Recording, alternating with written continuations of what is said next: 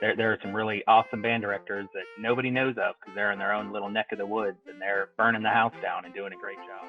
If your program is strong, if you're doing the best you can, that's success. If you have kids loving music, that's success.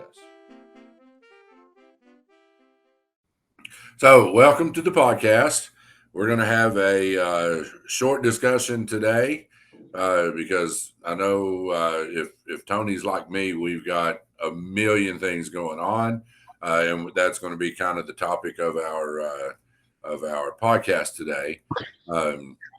So, Tony, how's your week going so far? We have fifth grade orientation next week, or not next week. Fifth grade orientation Thursday. So that's a big recruiting event for us where the fifth grade band gets to play for the incoming fifth graders. And then next week is our concert. So we're winding things down. The last 2 weeks was testing, so we're kind of trying to get back to normal this week. We're in the middle of testing right now. We had our solo and ensemble event on Saturday. That went very well. And then we're having a fine arts showcase Thursday night. We're doing having some of our solo and ensembles play and working in conjunction with our art classes. They are going to have some student work on display. So we're kind of a fine art showcase for our middle school. For band directors, if you've not done that, check into that. It's just a one-night thing. It's pretty easy to organize. I've tried it a couple of times now, and it really, really works. I've found that, or the reason I do it is because the kids work on these solos, and then in Kentucky or Tennessee where I've worked, they go in a room and play for a judge. And in Tennessee, some judges don't let anybody come in, just the person performing. In Kentucky, they're allowed 3 or 4 people. So mom could go in, but it's an hour away. So sometimes parents don't go. So I don't think it's fair. And I always hated it when I did solo and ensemble that I would work and play for a judge, and nobody got to really hear what I did. So we did fine arts night. We take all the people who have been working on solos and ensembles, and all I do is just put them in an order. And we have 4 stations around the room, kind of like I stole that idea from Carol Gocher. And if you've listened to previous podcasts where he was on, that's what he does. And we just do the 4-corner thing. We also work in conjunction with our art teachers, and they display student work. So have a little refreshments, just a nice light evening. You don't have to do a whole lot other than just point and say, go, go, go, go, go. So if you've not done that, and it gives mama and grandpa and grandma a chance to come out and hear their kids solos or ensembles if they can't go to the event. So strongly suggest that. So I got that going on. And then that's Thursday night. And one of the topics I wanted to talk about today very quickly is we're in the middle of our big fundraiser for our county. We do a band auction. We call it the band auction. It's a 2-night event. And what we do is we contact our local radio station. Every county, every city's got a small radio station or a radio station probably. And it may just be a local countywide, but anyway, we use the radio station. We are lucky. Our county school is set up. We have a YouTube channel that we can go live on. We also have on cable networks, we have a local access cable channel. So we're able to stream live on the radio with announcers that come in on TV and on YouTube. So the way we do it is we have all the local businesses donate items, and we organize it and everything, and we sell items, and people call in with bids and things like that, and so they donate, and then the people purchase items, and then it's a huge 100% for us because the radio station donates their time. School channel, YouTube, it doesn't cost anything for us anyway. And then the cable channels let us stream live too on their local access for free. So we're not out any money for it other than maybe we might purchase a few advertisements and things like that, but everything we get to keep or everything we make is clear. So that's one big fun. It's a lot of work to organize, but it's so worth it. So we're in the middle of that tonight. Tonight is our night 2. Last night was big success. Tonight is night 2. So wanted to talk a little bit about some other fundraisers that I've done or that Tony has done. And let's just kick around some ideas that how we can raise funds so that we can get our resources in our rural areas and things like that. So Tony, give me some ideas about some fundraisers that you've done and relationships with boosters or anything like that. Yeah, so I've tried to fundraise everything possible. I have done everything from cookie dough to candy bars to trash bags to mattresses. It all really, you kind of have to feel out your community. One of the biggest fundraisers I've actually done was actually in Smith County, and it was their end of the year concert. They called it Spring Festival. Everybody dressed up really nice, and there was like a competition to see who could raise the most money, and that became band king and queen, and charged admission, and we made several $1,000s, and I had to do like nothing on my end. It was all on the kids.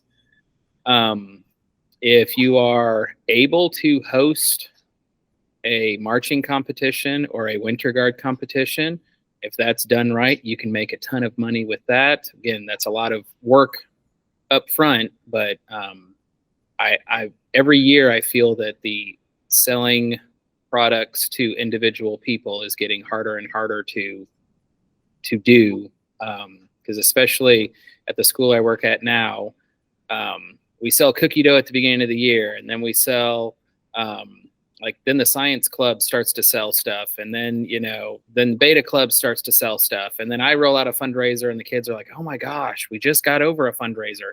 And I just feel like we keep hitting the same people over and over and over again, and everybody's like, I don't want any more cookie dough, I don't want any more candy. Another big fundraiser that worked for me this year was doing the concession stands for the basketball team. Okay, a lot of times in the gym, well, I mean, in football fields too, but especially in gyms, the concession stands like out in the hallway. And a lot of times the basketball parents don't want to run that because they never get to see their kid perform. So that might be a deal that you can work out with the basketball team. We'll run your concessions, and that's been a huge fundraiser for us. I know a lot of bands have been successful with it's like a snap raise, or it's like a donation thing. My school system does not allow that. And the previous school system I've worked in hasn't allowed that either. At Cookeville High School, we did a calendar fundraiser where you just have 30 days on a calendar, and you try to get somebody to sponsor each day. So if somebody sponsors the 5th, they donate $5. If they sponsor the 20th, it's $20, and you try to get every single slot filled up. So, and that's pure profit. You don't have to sell anything. It's just all donations. So those are kind of the ones that have worked for me. Again, it all depends on your community. So, yeah, we have found out that events in our community, raise more money than selling items. Yeah. If you have an event or something like that, a one-time thing, and then, that people can benefit from, or maybe it's an admission or a mission charge or something like that. Yeah, we do. we do concessions as well. Our boosters are very, very active and do concessions at football games. And then we also have we've got a food truck / concession stand that we can roll out anytime, anywhere. So, we have a big festival in town, yearly festival, annual festival called the Watermelon Festival. Every little small town's got something like that. And it's a whole day, or the Saturday before Labor Day. And so we sell concessions there and have a big day there. At one time, we set up our truck at the county fair and sold hamburgers and hot dogs and made some money there. But yeah, we do football. We don't do basketball, but we do football alongside the quarterback club does the main foods. We do desserts, and we do what we call Falcon fritters. Our mascot are the Falcons, and they're funnel cakes, and deep fried funnel cakes, and with all kinds of different stuff on them. And we also we call them rotators because we're Monroe County, so we call them rotators, and it's very cool to watch them do it. You take a potato, put it on the end of a drill, and it's a slice rotating thing that spirals it out, and then you deep fry it and put nacho cheese on it and bacon bits and ranch, all kinds of different things on it. It's about the size of a plate, a paper plate. Funnel cakes are about the size of a paper plate. And then we sell, I think, water and cotton candy and stuff like that. But those are our items. Everybody in the county, when they go to a football game, they want a Falcon fritter and they want a rotator, and so it's just known. So people ask us, if their event, are we going to have things like that? So know your community, yeah. And we've been doing that for, oh my goodness, 30 years. Yeah, at least 30 years we've been doing those concessions like that. So those are items that our community comes to expect. So other events that we've had, well, and we both, and I don't know, Tony, when you were at Smith County, did you all do the football programs? Yes. Okay. Yeah. So I was at Smith County, and if you've got a go-getter parent to sell ads and put together a football program, and I came to Monroe County, and the cheerleaders already do that, or the pep club or whatever, because I was going to step in and say, we need to do this. My last year at Smith County, we raised like $10,000 with football programs. It does take someone to go out and be a people person, and preferably, obviously, somebody from that county or community that knows everybody, and is not afraid to go out and ask for ad space for a football program. But we made a ton of money on that. So that was something else. Other events that I've been a part of, car shows. You probably, in your area, if you're a small community or close to it, there's a car club or a motorcycle club or a FFA tractor club. And we have a car show every year and brings in cars, and we give out, they pay to show their car, and then we sell concessions. Again, another event coming from a hunting community. We are this year, first year, going to try it. So I don't know. I'll have to get back with you, but we're going to have a trap shoot. We have in our county is a worldwide gun store that sells things worldwide, and they support trap shoots, and they go all over the South and throughout the nation, trap shooting. And so we've teamed with them, and we're going to host a trap shoot. I'm kind of interested to see how that goes. I don't know like I said, first year we've done this, so hopefully it'll be effective. After we do it and see how successful it is, I'll let everybody know. Let's see. I'm trying to think. I'll jump in for a minute and let Yeah, you go for it. think for a minute. I know I've never done this, but like if you get band T-shirts, you can see if different companies will sponsor the T-shirt. If you donate X number of dollars, we'll put you on one sleeve. And then you get both sleeves, and you have two sponsors with that. Or I've even seen some bands that just put all their sponsors on their T-shirts, and then that kind of covers the cost of the T-shirts, and it's free advertisement for the companies. Another thing is, it's not really a fundraiser, but kind of a way to get more funding or money, is bands don't have textbooks. Mhm. So you can sometimes find kind of a loophole in the textbook committee or whatever.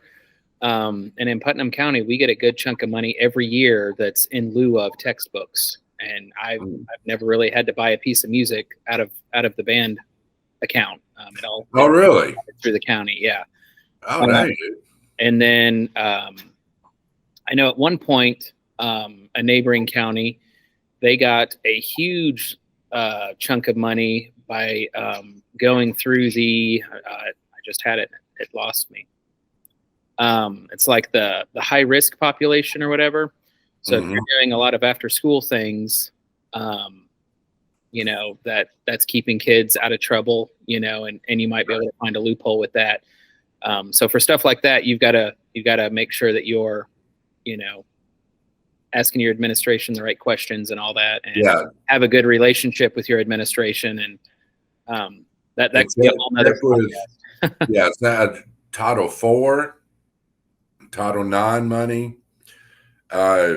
If your county still has any ESSER funds, most are probably gone already. But Title IX, Title IV, and I want to say there's one more. That's money that's every year, and put your hat in the ring for that money. It's for different things like that. So yeah, the worst they can do is say no. Yeah. So just ask away, and like Tony said, they're not going to take your birthdays away. All they're going to do is say no. Yeah. But that might say, I can't do this, but how about this? Yeah. So you might have one closed door may open another.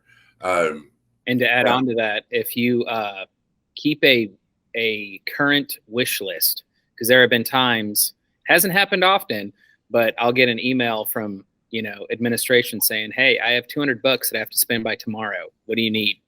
And you got to pull the trigger on it quickly or you lose it. So right. It has happened. It sounds like a dream, but it has happened where the district will come at the end of the year and say, look, we've got some surplus. Here's $17,000. But it's got to be spent in 3 weeks. What can you get? So, I mean, it can happen. I'd say don't count on it, but if you're lucky, you're lucky. Now, just a word of caution about fundraisers and things like that. Talk with parents. Talk with your boosters if you have an alumni group or boosters or parent group. Talk with them, because you, just like Tony said, in a small community. Now, this is, those experienced teachers, you guys know this, but the new guys coming out, you cannot do a fundraiser every month.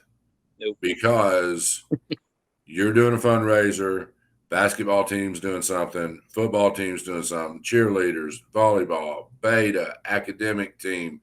Yeah, every organization is going to do something. And it's not that it's you're in a horrible situation and all the school board throws their money at one certain thing, because they don't. And I try to school my parents when they start fussing, man, they don't give us anything. The football team gets all this. Now, wait a minute. They don't. School boards treat everybody equally in that they don't give anybody nothing. Yeah. It's Yeah. everything that every purchase or uniform or equipment that is bought by a group is fundraised by that group. It's not now. I'm not going to say that the school board does not once in a while help out a certain group, or if a certain need comes up or whatever. Yeah, the school board may help, but it's not a regular basis. Yes, the football team makes the most money because they get to keep all their gate at football games. Basketball, you think that they get to keep all that. Well, all that gate is split between the girls team and the boys team. Yeah. The football team, they get to keep all that. Yeah. Now, and some schools may ask them to give some of that to the general fund. Yeah. I was coming up to pay the refs out of that too. Oh yeah. Got to pay the refs and the umpires and things like that. So, when the swim team is fundraising, well, they're trying to raise money for the equipment they need. When the bank, because the school board's not giving them anything. Yeah. School board's not giving the band anything. They're not giving the football team anything. And we if you don't believe us, check the county budget.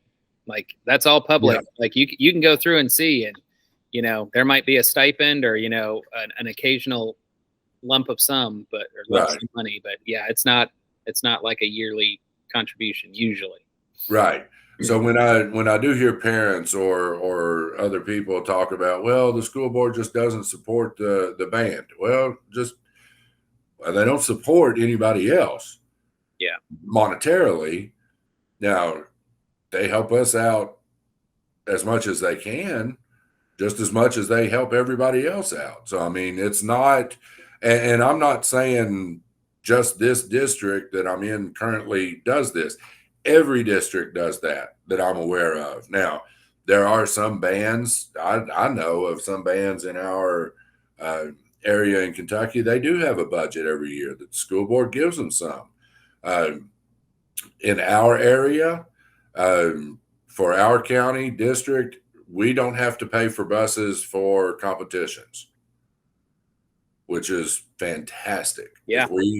If we travel to a competition, we don't have to pay for the bus. The school board absorbs that and pays for that. Other schools that I've been at, and I always thought it was crazy in Tennessee, that they want the band there at all football games, home and away, and then make the band pay for their away football game buses. And those playoff games get really expensive. Yeah. Because everybody makes the playoffs in Tennessee. Yeah. And you're not playing, if you're having to travel, you're not playing close. Yeah. But still, that they are supporting us in that way. Otherwise, we got to pay for our transportation. And that's, that's a big thing too. So don't be all huffy and puffy that your school board doesn't support you because they're not throwing money at you. None of them do. Yeah. Really.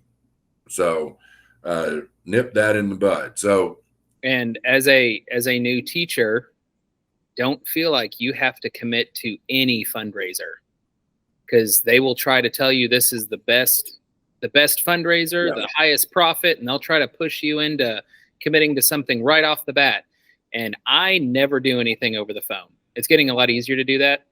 But I mean, they will try to back you into a corner, and you just keep saying no. If you're not comfortable, I always use the excuse, I'll bring it to my boosters and I'll let you know. And half the time I don't even go that far. Yeah. And some of those reps can be very, very pushy. Yes. And get you, I mean, worse than a car salesman trying to get you to commit to something. So don't do it without checking out. So when you get the first gig or get into a new gig or whatever, first off, sit down with your administrators and get a list together. Put together your own list, because there's probably not one out there. Put a list of all the fundraisers that everybody else is doing. Who sells poinsettias at Christmas? Who does the fruit sales? Or, is there anybody doing those? Or, what are groups doing? And obviously don't do those. Find something else. And you may step into a program where you've got a traditional fundraiser that everybody's looking forward to. That's a big money maker. So know what everybody else is doing so that you're not stepping on anybody's toes, because you definitely don't want to do that. You're going to upset some people if you do that, and you're going to lose support. And then just be creative. My suggestion is to go with events more than selling items. If you can get away from an event or get away with an event or something like that, rather than selling cotton candy or selling cookie dough. Now, I say that we just got off of a big fundraiser where we sold cake rolls, but it was the first time anybody had ever done it in our county. Middle school kids sold a ton of it. We made $2,700. It's going to buy us a new vibraphone. So, yeah, it was pretty sweet. Now, do I expect it that it's going to be that good next year? Probably not, because it's not new now. So we may do it next year, may not. I don't know, but that may be our one fundraiser. And just from experience, if you're not going to raise, or if you don't anticipate raising at least $1,000 on your event or your sale, don't do it. Yep. That put the $1,000 as the limit. If you feel that you can't make it, then don't do it and put your time towards something else. Yeah. Does that make sense? And That's just my suggestion. Yeah. And another thing is, I always do donations at concerts. I am staunchly against charging kids or parents to watch their own kids. They're already investing in everything else. I'm not going to charge them to come watch their kid perform. Exactly. And at the concert, I kind of go into, if you're a high school director, hey, one new uniform is like $500 or $600. To repair the average instrument, it could be $50 to $250 for a fairly, low end repair. So in my concerts, I kind of sprinkle that in while we're doing set changes and everything. What is all the money going towards? Right. For us to leave the high school, it's $1,000 in buses just to pretty much drive out the gate and turn around and come right back with the buses and U-Hauls and all that stuff. And a lot of times parents don't know that. And if they realize, gosh, this director is always hitting us up for money, it's expensive to run a band. I mean, I have a 100 people ish, I think it's like 115 or something in my program. And last year our budget was $13,000. Mm-hmm. I don't even know how that happened, but it adds up really quickly. A repair here, a repair there, new instrument here, paying for a bus for this, paying this registration fee. It adds up really quickly. And if they don't know what they're supporting, I feel you'll get a lot more if you let them know what it's going towards. Yeah. Be transparent there. Be transparent. What do we need? Start every year with a budget. Think back if you can, if you've not already done it, think back to year before. What did I spend on this? What did I spend on that? Make your list. Make a list. Put it to where you can see it. And then anticipate next year. Okay, this coming year, I'm going to do this. I'm going to do that. This is what I want to do. I need this. We need that. Make a list of the wants and needs. Make your list and then divide it into wants and needs. Does that make sense? Yeah. These are all the things that I need to do. And then budget what you think you're going to spend on that. And then here's your list of wants. If I get all these needs, now here's the wants. Make your budget for that. And then plan your fundraisers accordingly with that, whether it be donations or selling cake rolls or having events or selling concessions or something like that. You might not, if you do your sales right or do your fundraising correctly and do it well, you might not have to do as much. And I promise you, parents in your community will love you more if you can get away with maybe one in the fall and one in the spring. And if that can cover what your expenses are, then that would be awesome. Now I'm talking on the middle school level. High school, if you're a competitive marching band, you're going to be competing. You're either going to have abnormal fees that cost to be in marching band, and I hate that. Or you're going to fundraise, and take donations and just bug the ever-loving crap out of people. But I mean, it's just part of what we do. We've got to do something like that. Yeah. Does that make sense? Yeah. Well, Mike, I'm going to have to call it a day. I've got to get one of my kids to dance class. But for those of you that are listening, thank you for listening. And if there's a specific topic that you want us to go over, please reach out to us at the Rural Band Director at gmail.com. And we have we've started to get guests on here, and I know a lot of people have reached out to become guests. So once we get out of all the state testing and concerts and all that stuff, we're really going to start hitting that hard. So we're not ignoring you, we promise. We're just right now we're trying to keep our head above water. Trying to breathe. Yeah. But all right. Tony, have a good one. I'm fixing to Thanks, go. Talk about fundraisers, and I'm getting ready to go sell a bunch of stuff. So sounds like a plan. Fun. All right.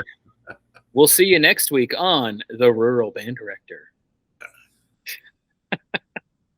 Bye. Bye. Thank you for listening. If you liked what you heard, feel free to check us out on Instagram, Facebook, and YouTube at The Rural Band Director. And if you have topics that you'd like for us to cover, contact us through email at theruralbanddirector@gmail.com.